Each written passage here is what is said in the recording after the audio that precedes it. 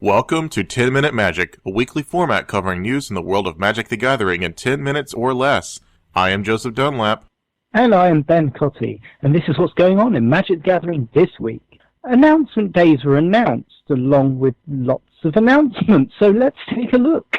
Wizards will now set out a 6-month block of Magic releases at 2 points in the year, in September and in April. This past Monday was their first ever announcement day, and it covers all the releases of Magic products from September 2016 through to April 2017.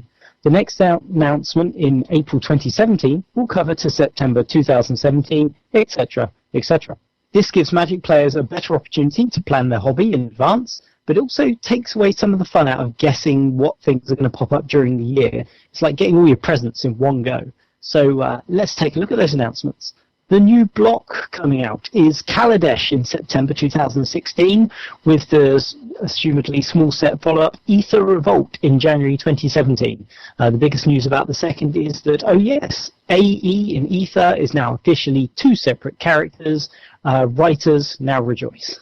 Kaladesh we know as Chandra's homeworld, so it would follow that the last seen crippled red head on Zendikar will be back front and centre in this block. However, we did get our first look at a new walker and art direction that is much more South Asian flavoured than Chandra appears to us. Kaladesh will be taking part in a South Asian themed block, think India and Pakistan region. What we know about Kaladesh to date comes mostly from Magic Origins, where it was shown in the blue-red Thopters theme. It appears to be an inventor's world, verging on the steampunk. This could have ways in the older formats where Infinity and Metalcraft exist, and has had a very amusing side effect on the internet, buying out Steam Flogger Boss, making it from $1 to $15 overnight sensation. Steam Flogger Boss, I hear you cry. Excellent question. It is a card from Future Sight that has the contraption keyword. It's the only card with the contraption keyword, and no one knows what contraptions are or do, since the card only mentions the keyword. Marrow has said time and time again that contraptions are a difficult design to issue to overcome, so just because we have inventors, we get contraptions? No, listener, there is more. On Marrow's Blogatog, he answered a question that wondered if Kaladesh was the set where a long-standing design issue was solved, as Marrow had mentioned this in his weekly article. Marrow confirmed it was, so there you go, contraptions confirmed.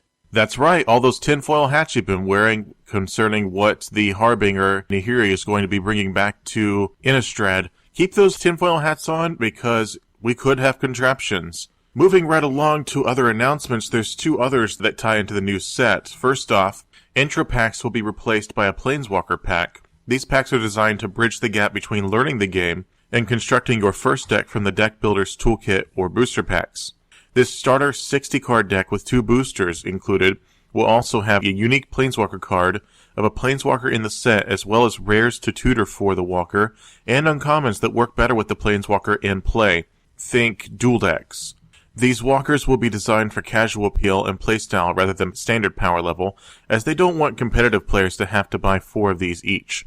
As many have stated with Precon Products' track record, how long until one of these powered-down Walkers hits standard is more when than if. Fat Packs have been rebranded to bundles named along with the set. They have 10 boosters now and slightly higher MSRP, but otherwise identical.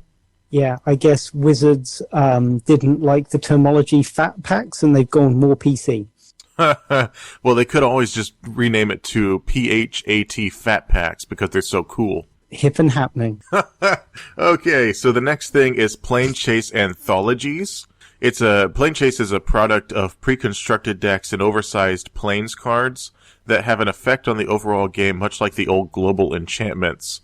They were released twice and also contain some unique cards to these products that have seen eternal play, such as Baleful Strix and Shardless Agent. Most commonly seen now, used for Commander games to spice things up, many players have tried to collect these with some now commanding and increasing prices. This new release in November 2016 packages both Plane Chase releases in the anthology treatment that Dual Decks received recently, so you get all the products in one very big box. Dual Decks Nissa vs. Obnixilis, September 2016. The first Planeswalker on Planeswalker action in a dual deck for a little while, these historically sell better than the Stuff vs. Stuff sets. While we haven't been told which versions of the Walkers are included, it is likely to be Nissa, Voice of Zendikar, and Obnixilis Reignited, as they are the cards when the two tussled, but we could be seeing older versions of them as well. Commander 2016 So much already, but one more, and it's a biggie. 4 color commander decks are coming. That's right, Nephilim have flown off shelves in anticipation.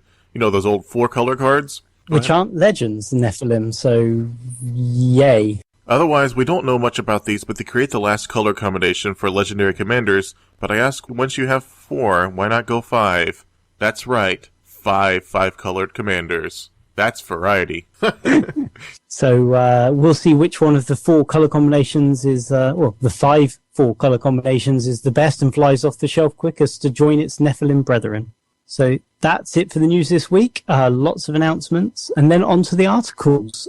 So the first article we have is by Kerry Meyerhoff. Do kids have a place in Magic? The obvious answer is yes, but much like the spotlight that fell on women in Magic, this article looks at another minority Magic group.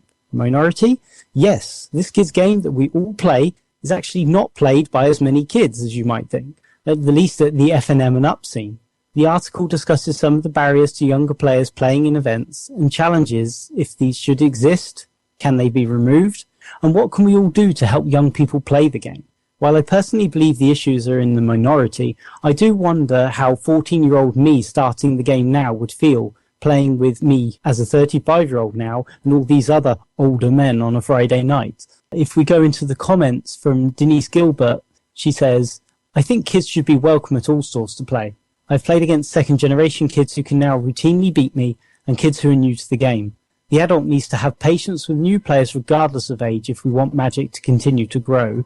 And similarly from James Sweet, I was expecting the opening story to end completely differently and was anticipating saying, but that's not a problem with young players, it's just the natural difficulty of kitchen table players suddenly coming up against the reality of Tier 1 decks, but was pleasantly surprised at how it turned out. Moving on to the next article. This is a community article. Bag containing sizable Magic the Gathering collection stolen at Grand Prix New York. $5,000 reward. Please help me find this individual.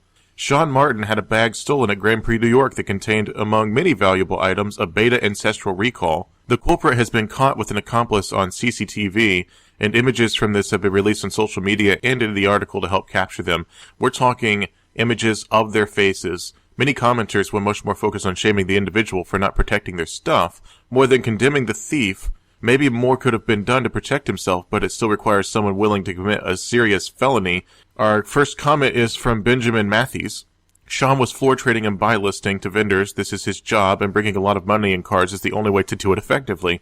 Sean is very safe with his cards. Unfortunately, there are still ways to distract even the most vigilant person. I met a lot of shady people in my years of addiction, and I can tell you that people who steal put as much time into coming up with plans and learning ways to separate people from their valuables.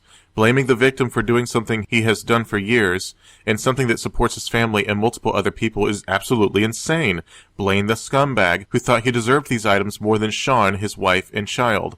If it was not Sean he stole from, it would have been someone else. This person went to this event planning on stealing a collection. It could have easily been you. Samara Martin Hashem said, to everyone sharing this, please make sure everyone knows these are photos from the actual video in the hall. There is a full video showing every single thing that happened, including the guy stealing the bag, and the man sitting by him he's talking to helps him steal it. So make sure people are aware it's not just photos. The New Jersey police are on the case and have the full video. That's right, Grand Prix New York happens in New Jersey. So when this man gets caught, he will be prosecuted. And then Brian Davis says, good luck, man, hope you get him. That's just messed up. And I agree with Brian's sentiments there. I have to assume this guy is going to be caught. His face is fully in view. It's plastered everywhere. Local Magic communities are tight-knit groups. I fully expect this person is probably from a Magic the Gathering community to actually know and target where he needs to steal from, which is a sad thing indeed. I really expect him to get caught, but we can all help in making sure that happens. And our last story for today is a guide to becoming a level 1 judge. Rules, Policy and Coffee by Kerry Meyerhoff. It is a great overview of the new regulations, wrapped into some really nice storytelling and real-life scenarios. As an L1 myself, my favourite piece of the whole thing was the last line, which is, and you'll learn to answer to judge at a distance of up to 25 miles. Yes, that's right. As soon as you become an L1, you gain superpowers. You become Superman. I enjoyed this article, Ben, because I'm wanting to become an L1 judge. And the really nice thing for me was the number of comments from people that said they wanted to become judges. So this has reached a great audience. They've responded really well, and now they can all go and help their local stores and become on the path to being one of the new L3s. And Zach Vivian says, excellent article. I'm currently in L1, going to test my L2 at the end of June. Great seeing an article like this about how to get into judging, and all the comments from people wanting to join the program. Those looking to become judges, feel free to hit me up as well. If you have any questions, I'm happy to help in any way I can. And Matthew Westfox says, I recently started down the path to becoming a judge, and I've been excited, but a bit overwhelmed by how much is out there. This is very helpful in navigating how to go forward. Thank you. And that's it for 10 Minute Magic this week. It's been great bringing this week of announcements and news to you.